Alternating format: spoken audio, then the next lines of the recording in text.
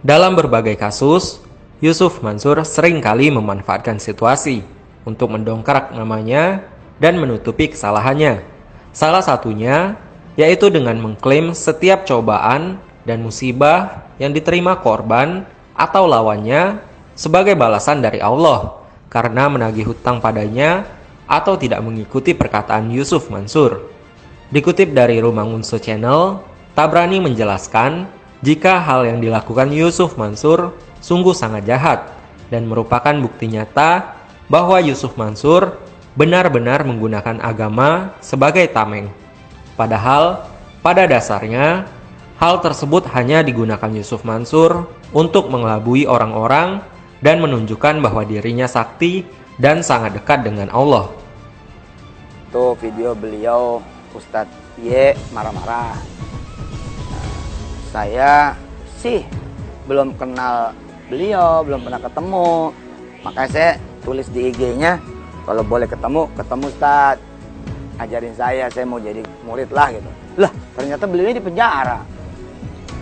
Jadi itu yang saya bingung. Abis lagi di penjara kok bisa main HP? Oh, sepertinya itu dibuat sebelum di penjara.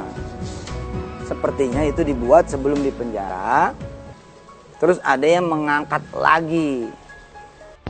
Ya Allah, itu Mumtaz bener-bener dihajar dari segala penjuru ya.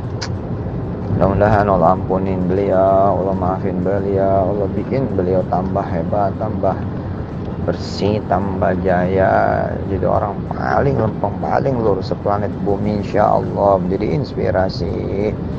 Dan mudah-mudahan bisa berumah tangga kembali dengan siapa aja yang lebih rukun, lebih damai, lebih sahdu, lebih senang, lebih tenang, lebih adem.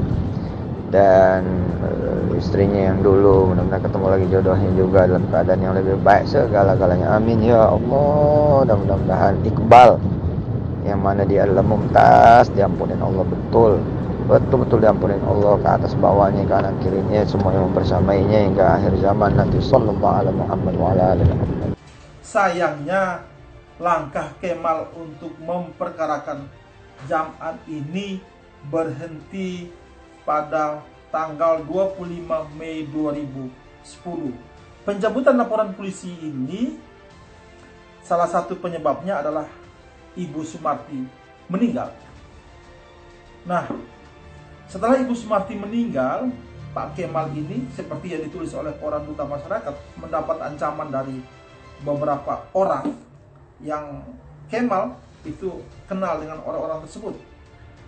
Ancaman melalui telepon itu menyebutkan begini. Sekali lagi saya tegaskan di sini, ini ditulis oleh koran Duta Masyarakat. Begini ancamannya, ibu Anda sudah meninggal setelah lapor polisi. Setelah itu you juga akan meninggal. Dengan digertak seperti itu, Kemal rupanya ciut nyalinya sehingga laporan polisi itu dicabut. Mansur itu suka sekali kalau ada orang mengkritiknya, lalu tiba-tiba orang itu sakit misalnya. Dia akan mengatakan itu sudah dibalas oleh Allah gitu. Kalau ada orang misalnya ada masalah itu gara-gara ngeritik saya gitu.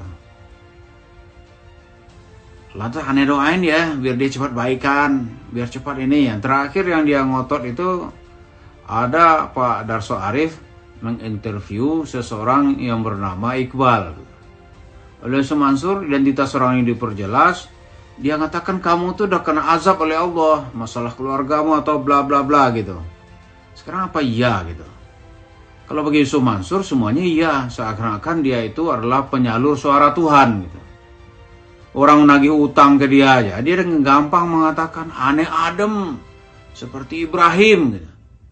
Jadi orang-orang yang menagih utang itu seperti Namrud dan pengikut-pengikutnya, ini kan aneh kalau begini memahami agama gitu.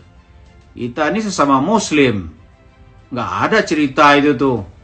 Oh cerita Namrud dengan Ibrahim itu cerita keimanan, cerita akidah orang yang bertauhid dengan orang musyrik. Yusuf Mansur enak aja klaim itu. Aneh adem ditagih utang nggak terasa orang-orang ya seperti Ibrahim. Lalu orang-orang yang meminta utang itu orang musyrik gitu. Nah ini kembali dia ulang lagi. Setiap orang yang datang ke rumahnya misal, oh itu orang tuh akan dapat musibah semua itu. Gitu. Seolah-olah ya dia ini sama seperti orang-orang kafir Quraisy yang menghina Nabi Muhammad. Ya kan? Karena kamu tuh begitu wahai Muhammad, kamu tuh dicabut oleh Allah, nggak dapat kamu anak laki-laki, anakmu perempuan semua. Karena di zaman jahiliyah itu simbol superioritas itu adalah laki-laki gitu. Anak perempuan ya nggak ada, dianggap saat itu ya manusia setengah manusia lah ya. Bahkan dalam sejarah mereka itu ketika Nabi Muhammad datang itu perempuan atau anak perempuan dianggap sebuah kehinaan. Karena itu banyak orang-orang di zaman itu yang mengubur anak perempuannya hidup-hidup karena malu gitu. Padahal dunia ini nggak akan ada, nggak bisa berkembang kalau tidak ada cerita perempuan gitu. Jadi itu, nah Sumansu sekarang juga mengembangkan metode itu. Metode memahami agama seperti kaum jahiliyah. Memahami Islam seperti dari sudut kacamata kaum musyrikin gitu. Ini mungkin yang dia mau ceritakan, memahami Islam menurut kalimat biduni mu'arabah gitu, tanpa memahami i'rab. Kita mau tahu seperti apa gitu. Jadi kalau ada orang mengkritik dia, tiba-tiba orang sakit gitu. Wah, itu diazab oleh Allah itu. Supaya kamu tuh berhenti. Jadi kita berhenti mengkritik dia. Berhenti memberikan masukan. Jadi kalau kita memberikan masukan, kita kena sakit, kita katanya kena azab. Terus gimana kalau orang kena COVID di dunia ini dalam 2 tahun terakhir ini kan COVID. Terus kalau saya kena COVID tuh gimana? Kalau si A kena COVID, kalau ada ibu-ibu tuh yang duitnya nggak dikembalikan ke Sumansu, dia kena COVID, tuh nggak boleh minta gitu. Aneh benar nih cerita ini. Terus kalau Sumansu kena COVID gimana? Nggak apa-apa, dia juga kena COVID. Semua orang dan kita ini kan banyak yang kena COVID ini. Sakit gitu. Terus gara-gara kita memberikan masukan kepada Sumansur, lantas kita dikutuk Allah gitu. Inilah yang disebut beragama tapi dari kacamata dan berperilaku seperti masyarakat jahiliyah kepada Nabi Muhammad. Ya tidak dalam jangka keimanan gitu. Kalau begitu semua orang juga bisa kita begitukan. Wah ente nih kalau orang kecelakaan bagaimana nanti? Habis dia misalnya diminta mobilnya dia nggak mau kasih. Tiba-tiba dia kecelakaan. Nah itu kan kamu tuh anak Tuhan apa begitu? Kembali kita kepada surah Al-Kautsar tadi itu. Kata Allah kepada Nabi Muhammad, bukan mereka yang akan punah, yang orang-orang yang menghinamu. Bukan kamu yang akan punah wahai Muhammad. Bukan kamu yang akan habis. Mereka lah yang penipu-penipu itu yang akan habis.